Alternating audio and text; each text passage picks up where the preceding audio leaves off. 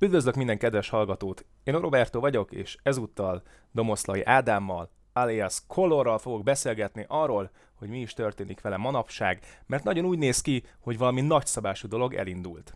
De haladjunk kronológiai sorrendbe. Nem fogok nagyon régre visszanyúlni, nagyjából 2 héttel megyünk vissza az időben a Budapest Corvinihoz, ahol ugyanis Eremellel, Fodával, Gabesszonnal és Nejjel játszott Color, és Gabesson írt erről először, bővebben, de kicsit shady volt, kicsit nekem legalábbis nem teljesen volt egyértelmű, hogy mit is próbált közölni ezzel, és erről fogunk elsőként beszélni Colorral. Szia Color! Szia Robi, köszöntök minden kedves hallgatót. Na, hogy is volt ez a 2 héttel, illetve több mint 2 héttel ezelőtti elvállás a csapattal? Tudsz erről egy kicsikét bővebben beszélni? Hát igazándiból ez már ilyen utolsó csepp volt a pohárban, már régóta nem éreztem jól magam, és régóta tovább szerettem volna lépni. Aztán Mi volt a fő indok arra, hogy, tehát ami miatt nem érezted jól magad? A légkör, nem voltak veled a srácok barátságosak, nem gyakoroltatok eleget, vagy mi miatt?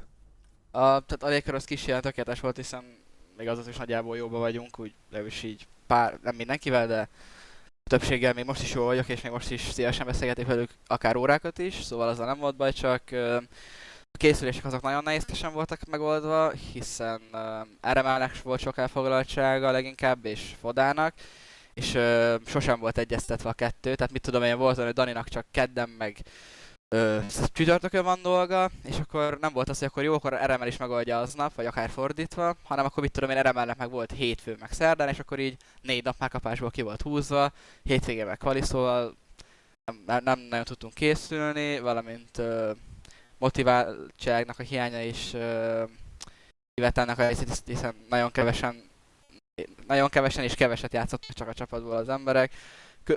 Köztük egyébként én is, de még én így is többet játszottam, mint a többiek.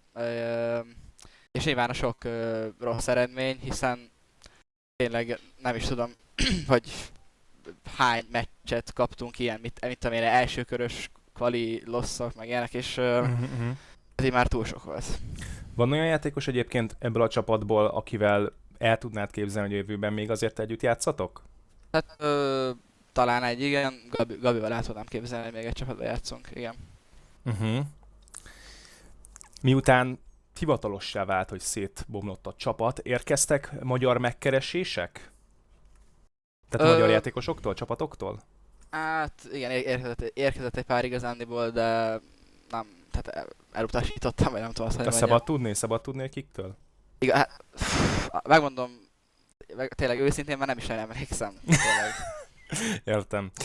Jó, akkor haladjunk szépen sorjában, ugye nagyon helyesen, szépen menedzseled az oldaladat, szóval lehet azért tudni dolgokat rólad, úgyhogy ezúton is felhívom a figyelmét azoknak, akik ismerik Color, de nem lájkolták még Facebookon, hogy van neki bizony ilyen oldala.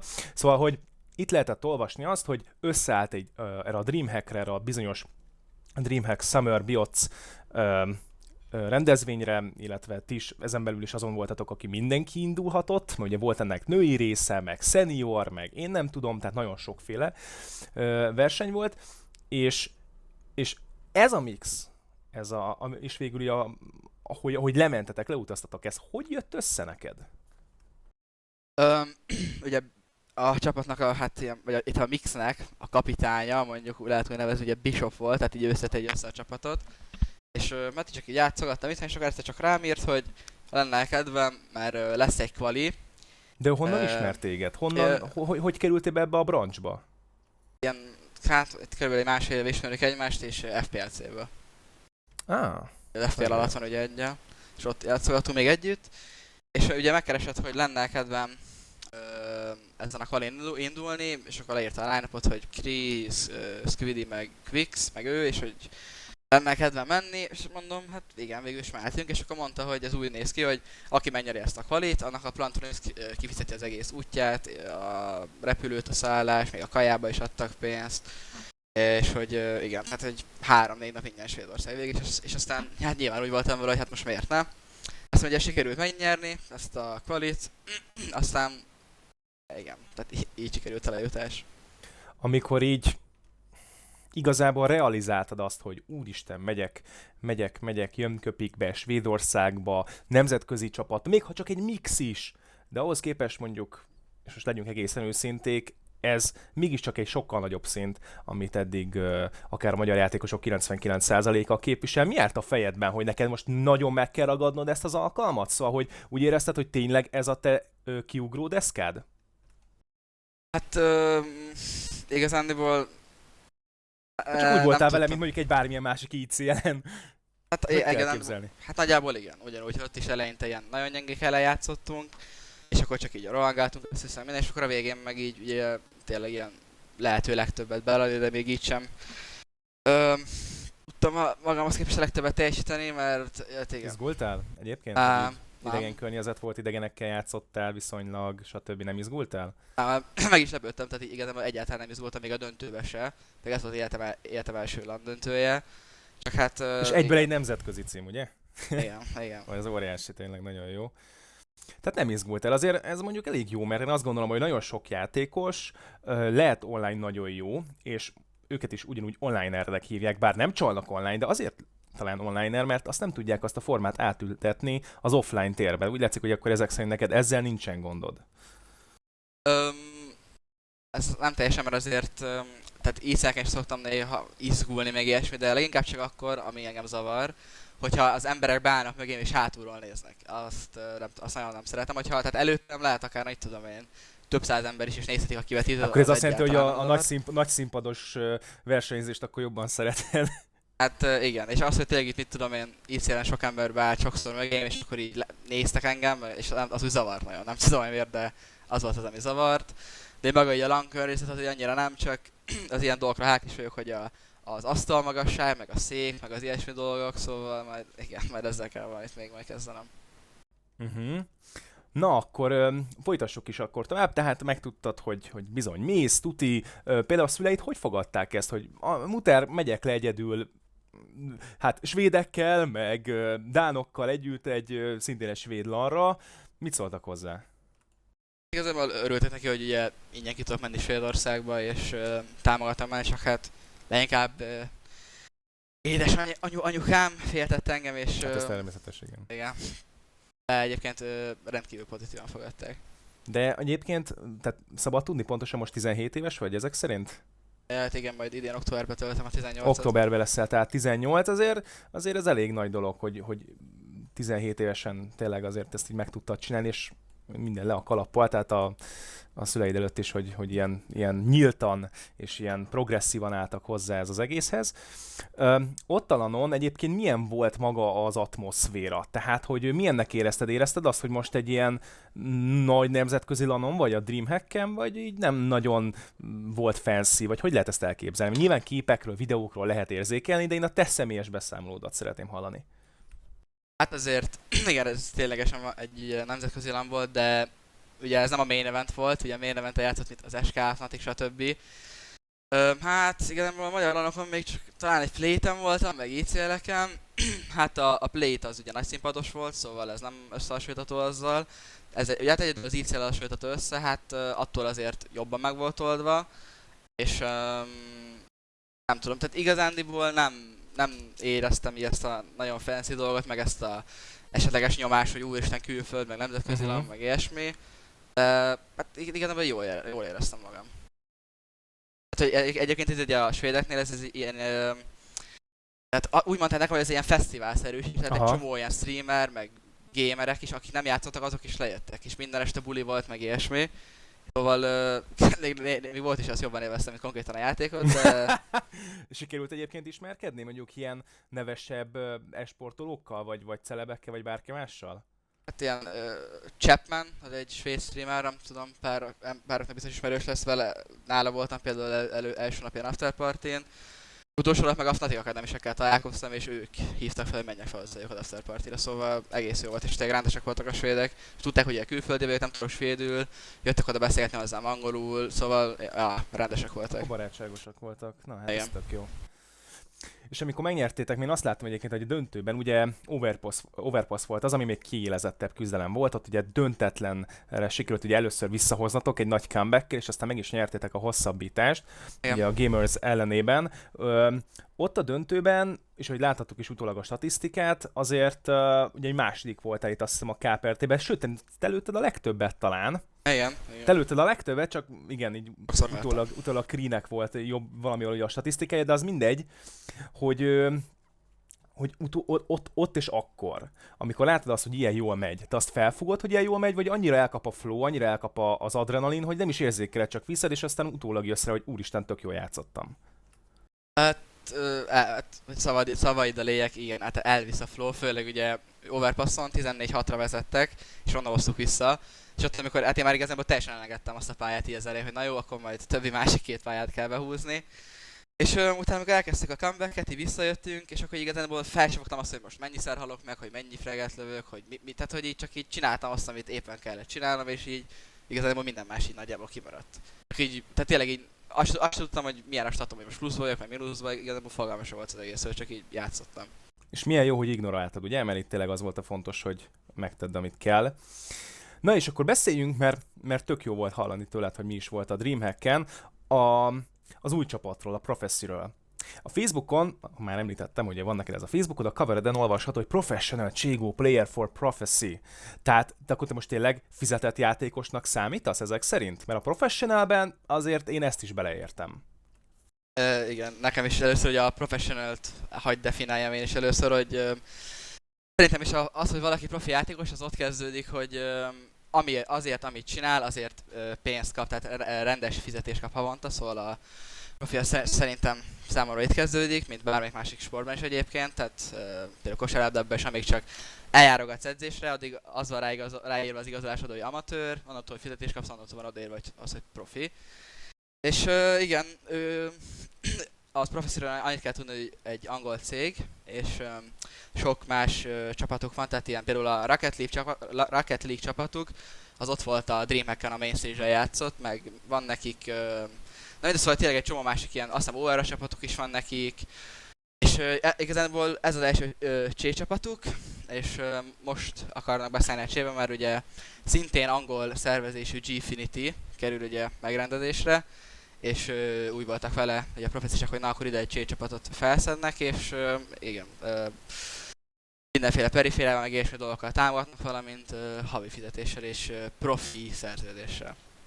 Az igen. És ez a szerződés, ez gondolom határozott időre szól, tehát egy bizonyos ideig biztosan ott kell játszanod, ez mennyi idő? Ez fél év, de úgy van, hogy az első szezonnak, a Gfinity első szezonjának, az júliustól tart szeptember elejéig, és a második lesz majd októbertől decemberig. És amikor vége van az első szezonnak, azt hiszem 3-án talán, akkor onnantól a csapatból egy heted van, és egy hét alatt azt csinálsz, amit akarsz. Tehát, hogyha az egy hét, tehát hogyha szeptember 3-ától 10-ig úgy döntesz, hogy te ki szeretnél lépni, akkor azt bármikor megteheted, és hogyha nem döntesz, hogy akkor pedig maradsz a csapatba. A vezetőség akkor is ugyanígy egyébként megválhat akár tőled? Igen. Uh-huh. Tőlem is, tőlünk is. Hogy jött ez a konkrét megkeresés? Mert ugye azt tudjuk, meg ugye Bishoppal, bocsánat, nem Bishoppal, hanem ugye Quix is a csapatban volt, mint ebbe a Dreamhack Mixes csapatban, tehát hogy is most ugye például ebbe a Prophecy csapatban is, de hogy ezen kívül ugyanazokat a neveket nem látjuk ugye a két csapat között, tehát hogy jött konkrétan ez a megkeresés, hogy gyere Color, játsszál velünk? Hát legelőször is Quix keresett meg, hogy lenne kedvem játszani. És ő ugye onnan ismert, ahogy amikor ezt a kvalit játszottak együtt a Dreamhack-re való lejutásért. Hát ezek szerint úgy volt hogy jól játszok, és akkor érdemes volna velem játszani. Kalle, ő onnan ismert, hogy van egy közös, hát a Gamagers-nek a tulajdonosa, ugye ott játszottam abban a csapatban fél évig. És az ő tulajdonos, tehát Alexnek hívják őt, és ő jóban van Kalléval, és ő beszélt Kalléval, és hát így beajánlott neki, hogy érdemes lenne esetlegesen velem foglalkozni, mert hogy tehetséges, meg motivált, meg elhivatott vagyok. Ársat azt vele így játszottunk egymás ellen, meg pracolgattunk, meg ilyesmi, és igazából Slap az annyira nem ismer, de most már ő is ismer, és hát így sikerült bekerülni. Ugye van egy ukrán játékos is, Arch, a csapatban, norvég, illetve 2 svéd játékos így egészül ki, és akkor most már minden nevet hallhattak a nézők, hallgatók. Hát azért gondolom, hogy volt már együtt közös meccsetek, gyakoroltatok, milyen a légkör, milyen a játék együtt? Hát igen, még egyről nem sokat játszottunk, mert most sok dolgot kell még elintézni a többieknek, például Lásnak ilyen egyetemes dolgokat is el kellett intézni, akkor visaigénylést ugye Angliában neki, Svédországban most ez a Midsummer, vagy micsoda, ez a nagy ünnep, most mindenki bulizik Svédországba, szóval de igen, már játszottunk együtt, már elkezdtük a készülgetést, igazából a légkört azt jónak mondanám, igazából mindenki kedves, talán már azért barátok nem vagyunk, de tényleg így a haverok is igazából el tudunk beszélgetni egymással simán mindenről, meg hülyéskedünk, meg ilyesmi. És ugye Kalléra így, hát mindenki felnéz, ugye esetlegesen aki nem tudná. Kalle a játéknak a régi verziójával, ugye 1.6-ban volt egy ilyen jó játékos. 2011-ben a HLTV ranglista szerint a 9. volt, azt hiszem, szóval tényleg ő egy ilyen nagy név, ilyen Forrest Gump, tényleg ilyesmi játékosokkal jóba is van, meg ellenük, meg velük, meg mit tudom én, hogy játszogattak, szóval így felé mindenkinek. Hát azért ez már egy szint, hogyha egy ilyen játékos a csapattársad, azért az már valami. Hát igen, és ennek nagyon örülök is, mert ugye tőle reménykedem majd abban leginkább, hogy tőle fog tudni majd a legtöbbet tanulni. Neked hogy, milyen tényleg, amikor így szerződést, te várjál, nem vagy még 18 éves, akkor egy szerződést, hogy néz ki ez a jogi része? Te aláírhatsz bármilyen szerződést? Hát elküldték a szerződést, hát nyilván elolvastuk meg ilyesmi, és nekem is, és a szüleimnek is alá kellett írni. Hogy lesz például, mert most a nyár az oké, de mondjuk szeptembertől, hogy lesz az a dolog, és gondolom jövőre fogsz érettségizni, vagy 2 év múlva? Jövőre fogok érettségizni. Jövőre. Na igen, tehát azért lehet, hogy idővel, reméljük, ugye egyre több mérkőzésetek lesz, egyre több bajnokságba kell részt venni, lehet, hogy már nem csak hétvégén, hanem hétköznap is lehet, hogy ki kell utazni, mert ugye azt olvasható a Facebookon, és most már harmadjára hívom fel a figyelmét a drága hallgatóságnak, hogy van Facebookot, pedig nem is fizettél érte. Szóval, hogy ott leírtad, hogy bizony menni kell, utazni kell majd keményen, és elég gyakran. Hogy lesz majd ez a normális hétköznapokban? Mert nyáron az tök oké, de mondjuk szeptembertől. Hát úgy alakult ez az egészet, hogy most így ezzel a Dreamekkel így hát sikerült belekóstolni, hogy milyen ez a profi élet, hogy tényleg így az utazgatás, meg így ott lenni, meg hogy mik történnek, meg így az emberek, meg minden. És igazából ez csak abban erősítettnek, hogy ez egy olyan dolog, amit nagyon szeretnék csinálni, ameddig csak tudnék, szóval tényleg nagyon jól éreztem magamat. De akár az érettségit is feladnád? Az utolsó évedet? Tehát most tényleg, ha üzleti szempontból, vagy esport szempontból nagyon beindulna már akár szeptembertől a dolog, akkor hát necces lenne a dolog, nem? Annyit elárulok, hogy ez a fél éves szerződés, ez elég és több is arra, hogy az egész egyetemi tanulmányomat ki tudja magamnak fizetni. Tehát úgy állok ehhez hozzá, hogy, és még meg se kérdeztem, hogy mennyit fogsz tényleg keresni, mert úgy gondoltam, kicsit indiszkrét, de akkor most azért belőttél egy szép összeget. Hát igen, ezt azért mondom el, mert igen, tehát mindjárt megtudjátok, hogy miért. Tehát, hogy úgy állok hozzá az egészhez, hogy tehát mindent egy lapra, most leginkább az e-sportra föltenni nem szeretnék, mert szeretnék egy biztos kényelmes életet élni majd a továbbiakban, és nyilván leginkább az lenne a legjobb, hogyha ez a csével lenne. De hogyha nem, akkor nyilván nem ártana egy diploma, és elmennék a jövőre valószínűleg magántanulónak, és akkor ilyen eviszkélnék az érettségén, és akkor meg lenne, mit tudom én, Mihály jegyem mindenből. De mivel meg lenne a pénzem kifizetni az egyetemet, ezért így megoldható lenne ez a kettő. Tehát úgy vagyok ezzel, hogy akkorát nem kockáztatok, maximum azt a pénzt költöm el, amit ezzel kerestem, de legalább megadtam az esélyt arra, hogy még jobban bejöjjön, bárhogy is alakul. Szóval ez a tervem. Van esetleg elképzelésed, hogy mondjuk mit tanulnál még szívesen? Akár ilyen felsőoktatásban nyilván. Igen. Hát igazából annyira még nem nagyon. De nagyon jó, vannak ilyen, és semmi gond, 17 évesen szerintem nagyon kevesen tudják, én se tudtam, bőven van még időt kitalálni, úgyhogy nincs ezzel semmi gond. Az mindenképp jó, hogy van ilyen irányultságú terved, úgyhogy ebben én csak támogatni tudlak. Bár hosszú út áll még ugye előtted, ez mindenképpen egy nagyon jó kiindulás, ahogy most beszélgettünk, és egyre csak beavatódunk ezekbe a kis kulisszatitkokba. Nagyon tetszik az egész. Záró mondatként azért áruld el nekem, hogy ha van ilyen személy, ki a te példaképed, akit követsz ezen az esportos útvonalon, és esetleg szeretnél rá hasonlítani? csapatszinten igazándiból az egész csét azt a nipesek miatt kezdtem el, ilyen Forrest Getright, meg ugye még annó Pfifferre, meg Freiberg, és csapatszinten ők az, akik tényleg így nem tudom, ilyen példaképeim, és azok is vannak szerintem örökre.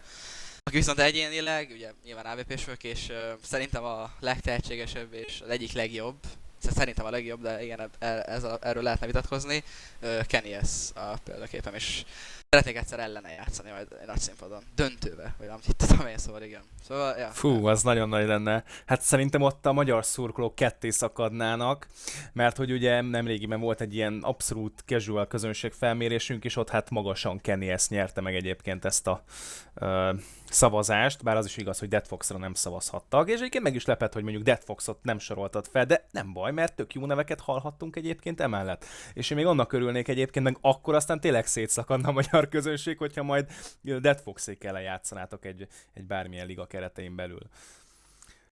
Na hát Color, én nagyon szépen köszönöm a válaszaidat, nagyon hasznos dolgokat mondtál nekünk, nagyon jó volt ezeket hallani. Egy utolsót is akkor zárszóként, hogy te mit javasolnál azoknak, akik hasonló utat szeretnének bejárni? Te hogy jutottál el ide, ahova? Elhivatottnak, motiváltnak kell maradni végig, bármi is történik, és tényleg annyit kell játszani, amennyit csak tudsz, de szerintem még szintén tehát amit még ki kell hangsúlyozni, hogy tényleg egy lapra feltenni mindent, azt szerintem nem éri meg, szóval óvatosan. Az iskolára is oda kell figyelni, de ami van szabadidőd, akkor tényleg amennyit csak tudsz, és amennyit úgy gondolod, hogy megéri belerakni ebbe, akkor... És csak előbb-utóbb lemész majorlanokra, először utána ugye bekerülsz onnan egy jobb magyar csapatba, aztán onnantól végül sajtad múlik az egész. Ja, ez szerintem remek tanács volt, és egy remek zárszó. Nagyon szépen köszönöm a beszélgetést, további sok sikert. Sziasztok! Én köszönöm, sziasztok!